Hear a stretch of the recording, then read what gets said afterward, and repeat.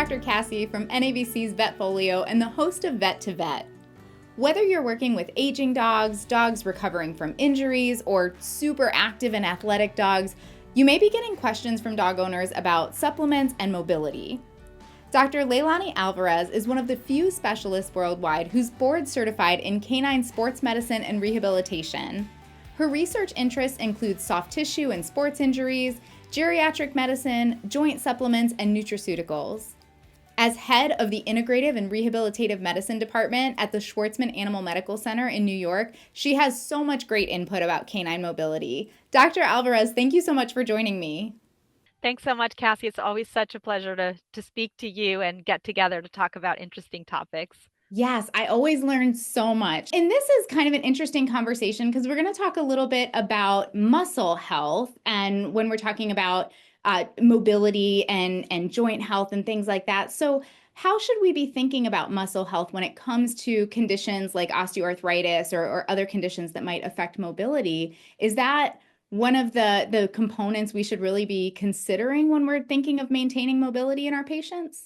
Yeah, it's an excellent question. I would say, certainly for me in vet school, I don't know if you feel this way, Cassie, but um, the focus was always on the bones and the joints. Right. That was really the focus. And what I've learned in my specialty is that far more important is actually the soft tissues, definitely muscle, but also the fascia, the tendons, the ligaments. This is actually what controls movement and stability in our body. It's the muscles and the tendons that move joints. It's the muscles, tendons, and ligaments that keep joints stable. It's also what allows us to know where we are in space so that we don't trip and fall. It's all about the muscle health. And I'm so happy to be talking today because I hope that anybody listening starts to pay more attention to muscle and the things that we can do to intervene and help our patients regain better mobility by focusing on muscle. Wow, that just paints a whole new picture when we're talking about, thinking more specifically like osteoarthritis. I completely agree. The focus has been on the bone, on the joint, the cartilage, and how all of that is working. So, really taking that focus to the soft tissues, to the muscles, like you said, the fascia, the tendons, things like this. It's I don't know, at first thought I'm going, oh gosh, we have to think about this totally differently. But it's also really exciting because it's a whole nother way to look at this and hopefully some other therapeutic endpoints that we're talking about. Yeah. And just to bring it into something that people can relate to, if you think about when you're feeling sore and stiff, it's your muscles.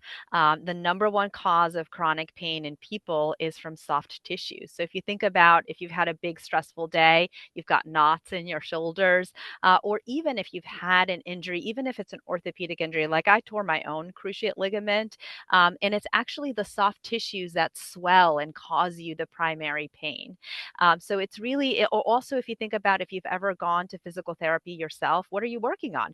You're working on building strength in your muscles. You're not rebuilding your cartilage. You're not changing the environment inside your joint. It's actually the structures around it that help you regain your mobility. So this is not rocket science, but it truly is a different way of thinking about how we can return our patients to better function, better mobility, greater comfort. It's by focusing on the soft tissues.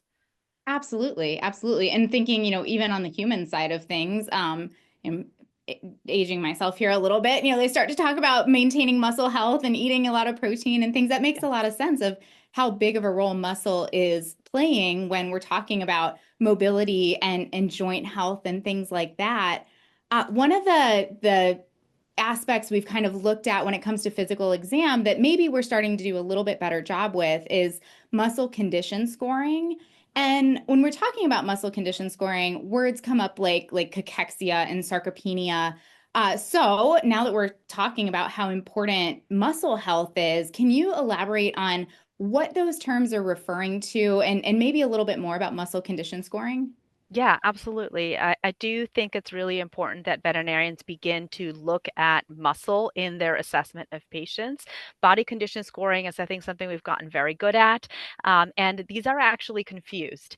Um, Body condition scoring is completely separate and different than muscle condition scoring. And the main difference I would say is when you're assigning a body condition score, I think the most reliable place to feel is over the rib cage and also the waistline.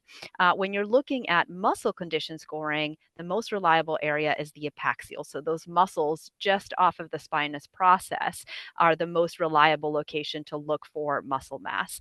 And just to give you an example of how different these two are, but how they can be confused, is a lot of times when we see older dogs, they seem to look skinny. We give them a low body condition score and a low muscle score, but oftentimes these older dogs, they have a bit of a false waistline because they've lost so much of their epaxial muscle mass. But if you feel them over their ribs, they still got a little bit of extra adipose tissue there. And so you can have dogs, and this happens frequently in older dogs, who are heavy, they have extra fat, but they actually have a low muscle condition score. And conversely, you can have a thin dog who's very fit, like the classic example would be a greyhound who's very thin. Maybe their body condition score is as low as a 3 out of 9, but their muscle condition score is normal. They've got those big, beefy hamstring muscles. And so these are really separate. And I do encourage veterinarians to start thinking about, okay, does this dog look skinny to me because they have very poor muscle mass? Or are they actually skinny because I can see their ribs? So paying attention to that separately. There is a muscle condition scoring, which is basically 4.0 is normal. And then we have mild, moderate, and severe. Okay. And I prefer to use those words rather than give it a number because I don't think enough veterinarians are trained in muscle condition scoring that when you see a number on a chart, what does that mean? So I think until we have better education about it, I'd rather have a description saying severe muscle loss over the epaxials. And then I can picture what that is. But in general, a normal muscle condition score would be 3 out of 3. And then a moderate loss would be a 2 out of 3, and more severe would be 1 or 0. 0 is like no muscle at all. So usually it is actually 4 different scores: 0, 1, 2, 3. But for the most part, we're using 1, 2, and 3. And so I prefer the description. I think that makes it a little bit more straightforward when you're reading a record. You can understand how they made that assessment. Sure, sure. Yeah, and I have seen it put forth both ways and tried really to figure out how the numbers fit in. And Yeah, I've landed on the mild, moderate, severe, yeah, probably for exactly the reason that you're saying of I struggle with numbers on a chart, but I can yeah, describe the muscle loss that I'm yeah, seeing. yeah, When you talk about that, like these dogs that are heavy, but they've lost a lot of muscle over their epaxials, I can picture that patient perfectly. A little bit of a pendulous abdomen where yeah, maybe they do look like they have a waistline, but if you really look, it's yeah. that makes a lot of sense to say If these you are two see their different. spinous processes, that's Hmm. muscle loss. Right, They right. could still be chubby on their belly and over their rib cage, but they have very poor muscle, and they're probably fat though at the same time. And then going back to your other question, the difference between cachexia and sarcopenia, and I'm going to add a third one in there, which is just muscle atrophy. So muscle atrophy is the global term that describes loss of lean muscle fat mass. So we're talking about skeletal muscle. So we're not talking about soft, smooth muscle that would be like over your vessels. We're not talking about cardiac muscle. We're talking strictly about skeletal muscle. And when we're talking about atrophy, there's a variety of different ways that you can lose muscle mass. One, which is a normal aging process, it does not involve any disease, is called sarcopenia. So as we age, sadly, it's true for humans as well, as we age, we lose muscle mass. And the main reason for that is our bodies are not as good at metabolizing protein, and we also catabolize more protein. So we're both using more protein and making less protein. And that's actually a major reason why we do need to eat more protein as we get older. And this is true for dogs as well. So remember that little aspect too for muscle health. And that type of muscle loss, which is just normal as we get older, is called sarcopenia. This is a global term. I have actually seen it in records. People will say sarcopenia of the right pelvic limb, and that's incorrect. You can't have sarcopenia of a single limb. Sarcopenia is a global term. It's describing a global phenomenon associated with aging where we're losing muscle mass in the absence of disease. Conversely, you can have cachexia, which I think a lot of people picture cachexia as like the skeleton dog, this really sick dog who's maybe has malnutrition and you can see their bones. But cachexia actually can be quite subtle, and it's the loss of lean muscle mass due to disease. And common diseases that cause cachexia would be cardiac disease, renal disease, and malnutrition. So those are all examples of disease states that cause muscle loss. But it doesn't have to be severe to call it cachexia. It's just the simple term of muscle loss due to disease. And then another two major categories that still fall under that global muscle atrophy would be disuse. So that would play into any of our orthopedic cases, injury, trauma, whether it's acute or chronic, when the dog is not using their leg as much, then that's a disuse atrophy. So it's not necessarily a disease. I wouldn't call that cachexia. It's just because they're not using the leg as much. And then the fourth category would be neurogenic. And so if the muscle doesn't receive nerve input, it's going to atrophy. And that's actually very rapid atrophy. Within a week, you're going to see massive loss of muscle. So think about your classic chondrodysplastic dog who has a disc herniation and they're just going to lose that pelvic limb musculature right away. So those are all the various categories. But yeah, cachexia and sarcopenia, I think, are terms that people don't they don't realize. I think they think they're supposed to know what they mean, but they don't want to ask and seem stupid. So it's okay. I got you. I got you. I appreciate that. I'm gonna say I'm probably guilty on some of those examples that you gave. And I do want to clarify with cachexia, that's really helpful to know that we need to be on the lookout for it, even if it's not severe. Is that, I think I heard you say that that's also a global term. Like we're not gonna see Yes. a single There's no muscle. cachexia of the right front leg. No. Okay, okay. So Yeah, those sarcopenia, are cachexia, we're talking globally global. versus atrophy, whether it's disuse or neurogenic or Neurogenic some other form, can be of a can be single more limb. localized. Absolutely, exactly. Yes, Okay, because when we don't have nerve input, that could be a peripheral neuropathy, and it just affects that single limb. Or if it's in the spine, it could just be the pelvic limbs because it's T3, L3, and of course, disuse is usually is that single affected limb. Exactly. sure, sure. Okay, that's really helpful, and I'm glad that you've got us now. I can not have to go back and Google that, and I have a good source here. Yeah, and we just have an open conversation so Yes. everybody knows what we're talking about. I love it. I love it. I also want to touch on one thing you said there about dogs needing an increased amount of protein as they get older, Yes. because of course that's always a delicate balance with whatever other comorbid conditions we're dealing with. Can you expand on that a little bit? Yeah, so the primary fuel source, if anybody who does weightlifting is trying to get fit, you know that one way to get bigger muscles is to increase your protein intake. And that's because appropriate protein is essential for maintaining normal muscle health. And yes, this is relatively new information. So back in the day when we had senior diets, those diets were reduced in protein, and the thinking in that was that it would be protective for renal dysfunction, which that's another normal aging change is loss of renal function. And yes, we do know that if you have a diet heavy in protein, that can be taxing on the kidneys, but it's really more of an issue if you actually have renal disease. And it's actually less so protein and more phosphorus. But of course, phosphorus is primarily found in protein, so that's Right. where that connection comes in. But it's a little bit more complex than that. And now your good companies, when they're producing diets for senior dogs, they're actually higher in protein.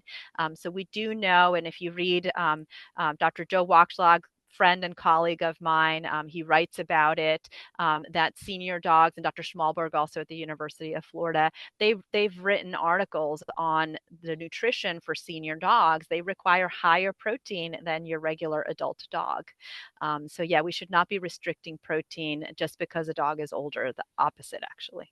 There's so much dogma that's just like falling apart here, and it's really exciting because then we can, just do a better, more thorough job with our senior patients who can get very complicated with all the different conditions that we're looking at. So, yeah, I'm so excited about this conversation. Let's talk about another compound that plays a role in maintaining muscle health. Can you tell us about ursolic acid? Yeah, so this is a relatively new and novel approach to muscle health, and actually, it's new to me. But the research has been going on for decades behind the scenes by research scientists, brilliant research scientists out of the Mayo Clinic, and other institutions that have been searching for a compound that would be effective for improving muscle health, improving muscle mass, improving muscle function. And when they went on this search, they were actually looking to see, the signaling that takes place in cases of muscle atrophy, and conversely, when we actually have muscle hypertrophy.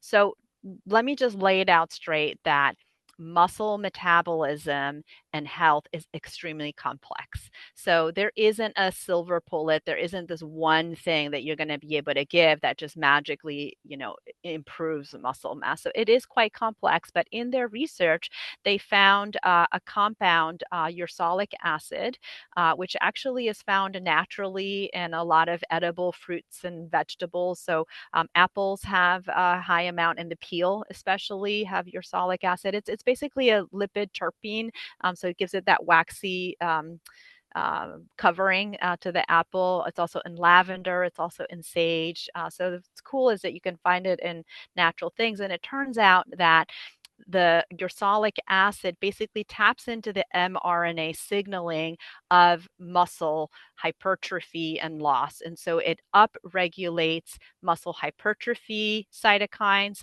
and it downregulates cytokines that cause atrophy. And they discovered this through decades of research of finding the actual signaling, the actual signature of compounds that regulate muscle metabolism. And it's specific to ATF4, which stands for activating transcription factor 4. And this is, if you think about it, like when I learned about this, I'm like, oh, that sounds almost like arachidonic acid cascade. When you have arachidonic acid cascade, and then down from that, we have 5-lipoxygenase, and we have our COX-1 and our COX-2. And that's like when we use NSAIDs, we know where in that cascade we fall. So ATF4 is way up there in muscle metabolism signaling. And then down below, we have things like FOXO and myostatin, and several other compounds that we know are involved in muscle metabolism. But ATF4 is the big one that regulates. And so it's a really, really good target because we know that it involves signaling of multiple other compounds downstream.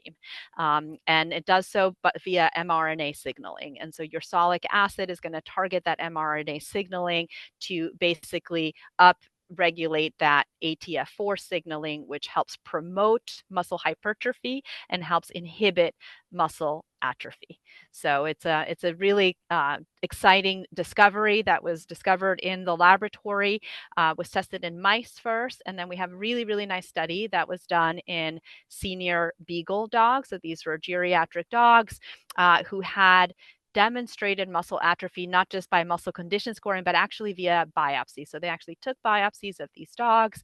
It was a very nice study. It was published in Animals 2024, where we have a double-blind placebo-controlled clinical trial where half the dogs received ursolic acid supplementation and the other half did not. And we found not only did they build muscle, these old dogs who we know have sarcopenia, they actually experienced gain in muscle mass that was measured via via muscle biopsy, which is very exciting. And then also they had improvement in function. So activities that require muscular strength improved in the group that took the ursolic acid. So we've gone all the way from discovering the molecule that we think is going to make an impact, testing safety, of course. We know it's safe. It's not interfering with any organ function. So it's not going to interfere with renal function, liver function, anything like that. And then up to clinical efficacy. So we've discovered that about ursolic acid. So in my field, I was like, this is like the panacea, to have a compound that can help animals that are experiencing muscle atrophy is really, really impactful. And it's not specific for sarcopenic muscle atrophy. It's actually any muscle atrophy, including cachexia. The big group of patients that we've seen ursolic acid help in is actually cancer cachexia. So that's really exciting. Also neurogenic atrophy. Like one of my biggest first success cases using ursolic acid was in a dog that was originally deep pain negative post hemilaminectomy. Of course, we were doing rehab as well. But this dog did so well. And the thing that impressed us the most was how much and how quickly the dog regained muscle mass.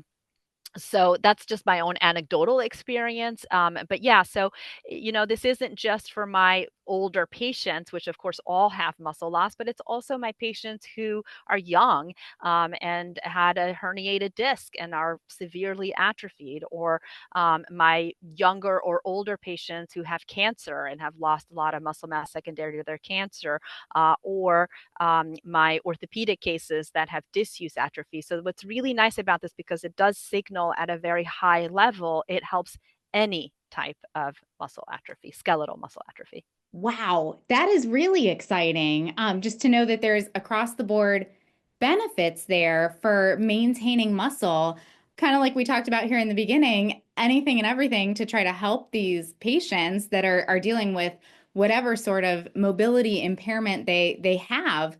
So when you're talking about administering this to this patient who is deep pain negative, oh my goodness, how exciting to see that kind of a recovery. What types of patients would benefit from a supplement like your Solix Soft Chews? How would we incorporate something like that into day-to-day practice?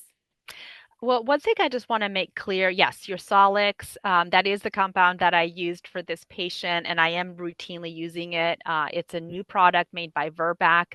The primary ingredient is ursolic acid derived from sage, so very natural compound. But I don't want to be here on an advertising campaign. There's nothing that's going to be more effective for rebuilding muscle than exercise. Exercise is the key. However, just as in my treatment for osteoarthritis and when I reach for joint supplements, it's always going to be a multimodal approach. And yes, absolutely, your Solix is a compound that I'm using in combination with my exercise therapy, which is probably the primary component to improving muscle health. But then the addition of this supplement is really going to help drive that improved muscle mass and function. So the way that I incorporate it is thinking about incorporating exercises that are going to help naturally build that muscle mass through use of the muscle, because that is the main driver, and then adding in this natural supplement, which it has proven efficacy to improve muscle mass, and it's within 8 weeks. So it's not like you have to wait 3 months. Within I would say within a month, but certainly by 2 months, you're going to be seeing notable improvement. Wow, is this something that we would consider, like prophylactically in a patient who's getting older? Do we save this for our documented atrophy, sarcopenia, cachexia cases? Who benefits from this supplement? I would say any patient that's experiencing skeletal muscle atrophy, and that's quite a breadth of patients, because yes, so any senior patient is going to experience sarcopenia. This is a known aging change. Nobody is spared from losing muscle mass as we get older. I mean, I've seen like marathon runners that are 70 years old, and I'm like, why are they so skinny? And it's the muscle loss. It's the muscle loss. So yes, definitely all of your senior patients could benefit. Any patient who is experiencing disuse muscle atrophy, so they are tore their cruciate, they broke a bone, they're needing surgery, like as we're waiting for surgery, start it. Post-operatively use it, any neurologic injury. So you can also think about not just your IBDD patients, but like degenerative myelopathy, some type of like your gulp patients that have peripheral polyneuropathy, any type of loss of nerve input, those patients benefit as well. Your cancer patients that are experiencing skeletal muscle loss. And I would even add into that, because cachexia can be acute or chronic illness. And so your trauma cases that are in the ICU and they are losing muscle because they're so sick. And you could be thinking about those patients as well. So very, very large population of patients that could benefit. But if I had to answer it in one word or one sentence, is anybody that's experiencing skeletal muscle atrophy. Sure, sure. But I think you did a great job of illustrating just how wide a sample selection that is. I want to circle back real quick to what you said about incorporating it along with exercise when we can, obviously not in our ICU patients.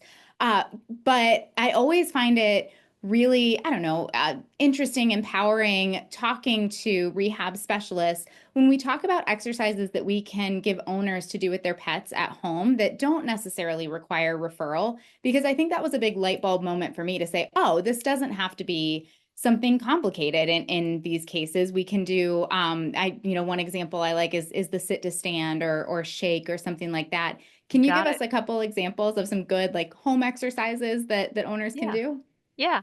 And so one of the things to think about when you're trying to build muscle strength, muscle mass, muscle function is think about all the different things that muscle does. So we know that the body's body mass is made up 50% of our weight is from muscle. So muscles do a lot for us. And it's not just movement, it's also proprioception. So our body's awareness is the muscles that are sending those signals. It's also our endurance, so being able to do an activity for a long period of time, but also strength, like if we're lifting something really big.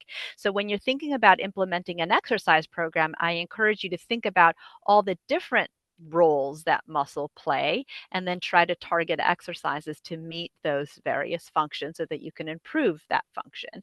And so a good example I would say is including some type of endurance activity. So that would be like walking, for example. Swimming would be an endurance activity. And then we think about strength. So strength is when you're asking the muscle to go into overload. So we're going to ask the activity and then we're going to ask a little bit more, and that's going to send a signal for hypertrophy. So that's like your sit to stand exercises. You can also do an elevated stand. So we could ask the dog to put its front paws on the step of a staircase, and then they're loading through the rear.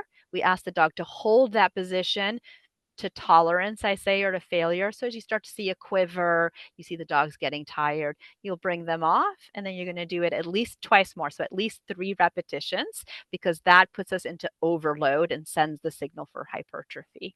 And then the final category I would say is proprioception. Don't forget about that. And that is really fine motor coordination of movements, which is something that really impacts senior dogs and also senior humans. So like I was telling my mom, I'm like, make sure your PT is incorporating proprioceptive exercises. But that would be like stepping over obstacles. So in our rehab gym, we have cavalettis, but you don't need that. And at home, if you have a garden, you can lay a ladder down flat on the grass and have them step over those regularly spaced intervals there. Or you can even lay out any kind of other obstacle course where they have to recognize the obstacle and step over and around it.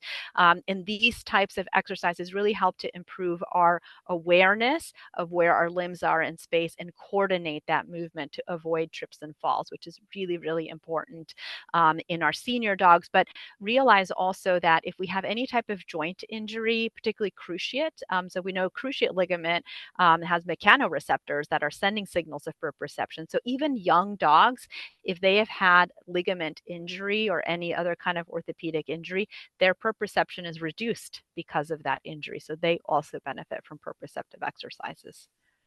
Gosh, so many things we can think about to really benefit our patients. It's really exciting. So, Dr. Alvarez, thank you so much for joining me and for the great conversation. I've learned so much, and I don't know, I feel like I'm looking at mobility in a whole new way. Yeah, I got to use those muscles. Yes. And thank you to Virbac for partnering with us for this edition of Vet2Vet. Check out NAVC's vetfolio.com for more of our V2V discussions on various topics in veterinary medicine. And remember, if one animal is better off because of you today, it's a great day.